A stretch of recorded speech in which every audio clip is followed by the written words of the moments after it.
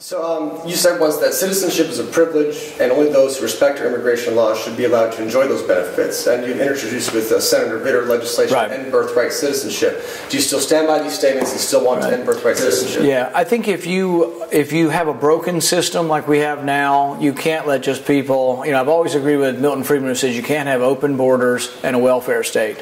You can't become a magnet for the world and let everybody come in here, have children, and then they all become citizens. So I still do agree with that. If we fix our system, there's less pressure to change that. And I'm also in a minority because most people don't agree with that up here as far as changing the rules. But there's less pressure if you fix the system. But I'm not going to vote for anything unless it fixes the border security and unless it fixes the worker visa program. Because if you don't fix those, millions more will come. Same with like the DREAM Act. I have a lot of sympathy. There are probably kids your age or a little younger who've been here their whole life. They came here at 1. They don't even speak Spanish. They probably were in your high school class. Is it fair to send them back to Mexico? No. But is it fair to say they can stay and everybody else like them from Mexico can come also? That's a problem also. So any of the things that normalize people, dream kids or workers or anything, can only be done if you fix once and for all the border and you fix the worker visa problem. So I'm not for any of these things to occur. And the DREAM Act alone I would have voted no on because the DREAM Act didn't fix the border.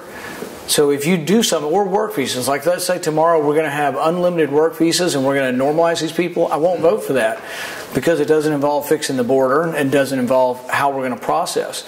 See, with the work visas, if you're going to get a work visa, I would have an instantaneous background check, and if you want to get welfare, I would have a simultaneous check. So if you want to get welfare, and if we have our way, people will look up in a file, and if you're on the work visa program, you wouldn't be eligible. Same way for voter registration. You should look up for voter registration, and if you're on the work visa thing, you wouldn't be eligible. They're not doing that now, and people tell me that once you get a driver's license, you can vote. That's a problem.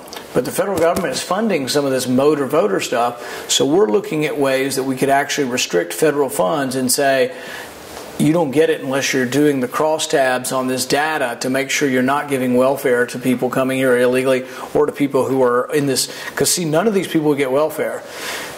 People on work visas don't get welfare.